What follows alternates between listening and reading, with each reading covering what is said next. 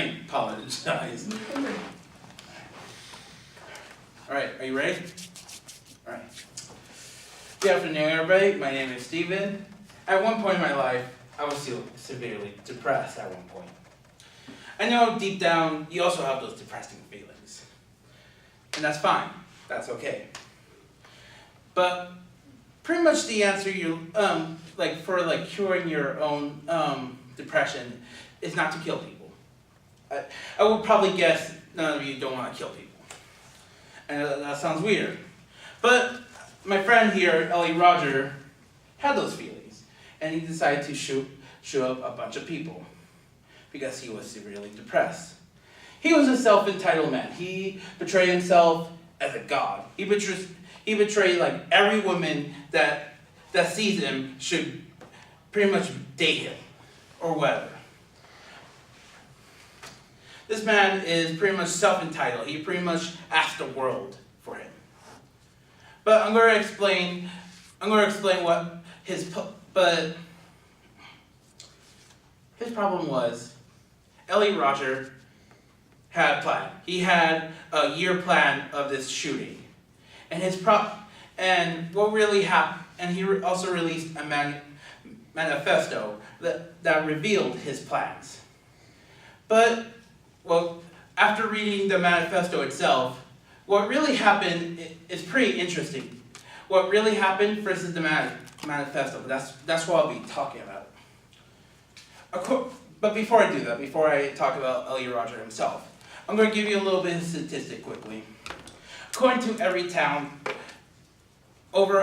between 2013 and 2015, there are over 160 shootings.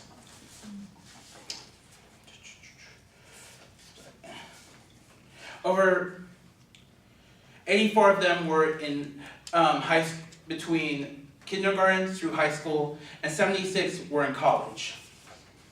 And you're asking the question, why does it matter? I can go on and on about school shootings, but the problem is we don't know how to prevent the future school shootings. That's going to be a little bit tricky. But I want to mostly talk about Elliot Roger himself and why the school, and explain a little bit of the school shooting a little bit further. Sorry. Elliot here was a UCSB student and has an apartment in Isla Vista. In Isla Vista, he had like 2 roommates. That's going to be very important later. But pretty much most importantly, he was a self-narcissistic. His manifesto revealed many things. His plan was to kill.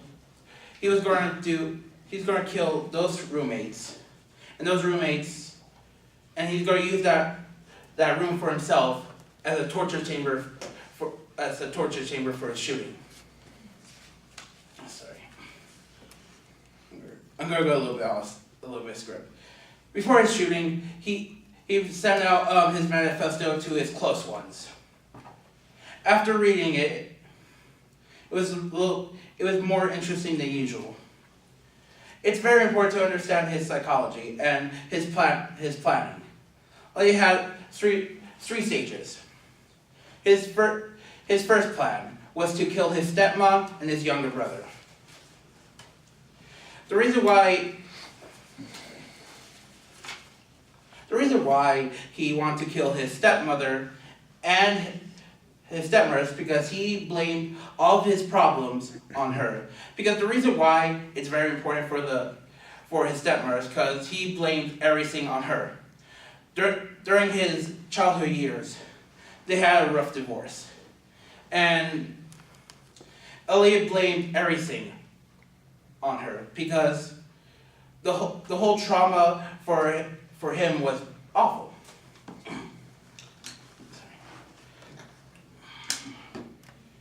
Sorry. And the reason why he wants to kill his brother specifically was pretty twisted. The reason why he wanted to kill his brother especially because he was very popular in school. And And that's what he wanted. He wanted to be the popular kid in school. And if he sees his brother be popular, then he must be killed or something like that. He admired him, yes. As he puts in his manifesto, if I can't live a pleasurable life, then neither will he. After grabbing his Jeep of his father, he's going to He's going to use that Jeep to run over a bunch of people whenever he wants, and mow down his mother. And then his second stage is basically torturing his victims. He's going to find any women and torture those people. And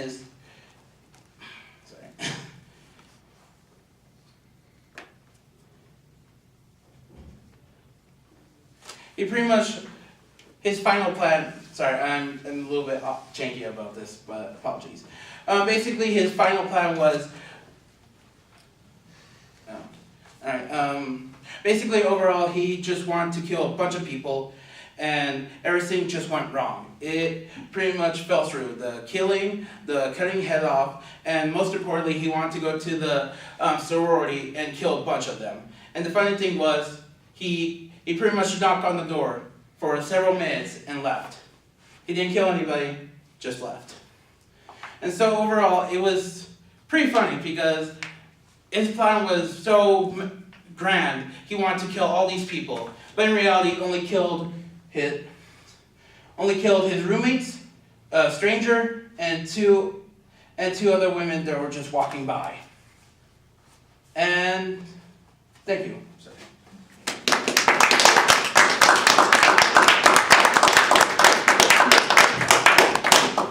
Wow, you can tell that you'd really delved into that. I had no idea all that background and what he was intending to do. Good time.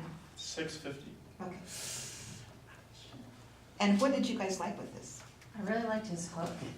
Me too. Because he talks about, oh, I've been depressed, you've all been depressed, we've all felt that. And then he flips a switch and he's like, well, but you don't go kill people. Yeah. And you're like, oh, okay. That connection, yeah. He got our attention, didn't it? Right. But I appreciate that you shared that vulnerability that we have as well. If he hadn't shared that connection, I would have gone, okay, well, what's this interest? But that really helped me connect to you personally as well as the topic. So good observation. What else did you like?